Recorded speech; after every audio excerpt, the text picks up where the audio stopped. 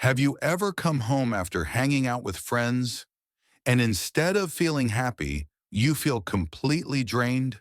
Not bored, not sad, just empty. Your phone is silent, your room is quiet, and suddenly you ask yourself, why do I feel tired after something that was supposed to be fun? What's wrong with me? Here's the psychology behind people who feel exhausted after socializing, even with people they genuinely care about. 1. Your brain is working overtime, even when you don't notice it.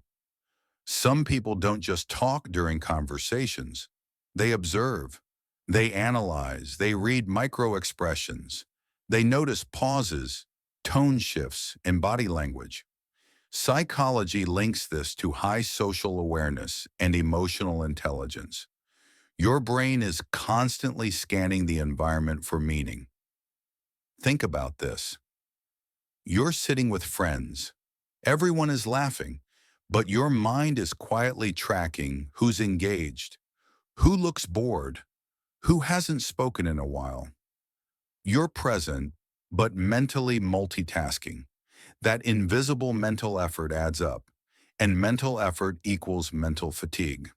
2. You subconsciously adjust yourself to fit everyone else. If you change how you speak, depending on who you're with, if you soften your personality around sensitive people or become more energetic around louder ones, that's emotional regulation. Psychology sees this as a high empathy trait. You want everyone to feel comfortable, but here's the cost. After a few hours, you don't feel like yourself anymore. Imagine this. You meet two friends on the same day. With one, you're calm and thoughtful. With the other, you're upbeat and joking. Both versions are real, but switching between them drains energy. By the time you're alone, your mind needs rest. Not because people were bad, but because adaptation is exhausting. 3. You feel responsible for the flow of the conversation. People who get drained after socializing often feel an unspoken duty to keep things smooth. Avoid awkward silence. Keep the mood light. Prevent discomfort. Psychology calls this high conscientiousness.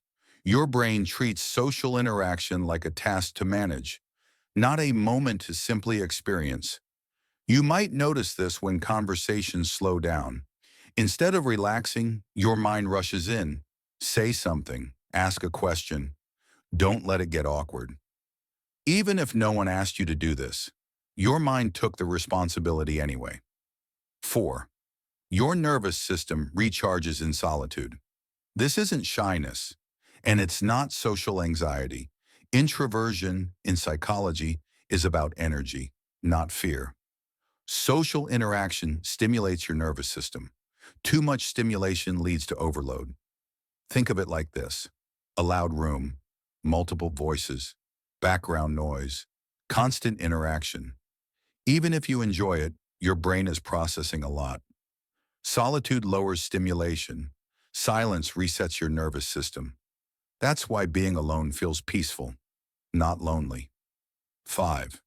You replay everything after it's over. What I should have said, how that sounded. Did I talk too much? This is called post-social rumination, a cognitive loop common in reflective thinkers. Picture this. You're lying in bed.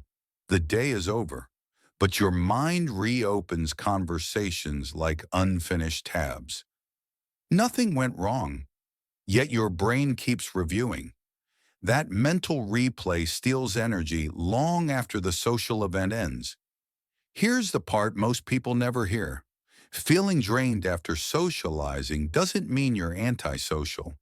It means your mind is deep, sensitive, and highly aware. You don't lack social skills. You have too much awareness, not too little. Once you understand this, something changes. You stop forcing yourself to be more social.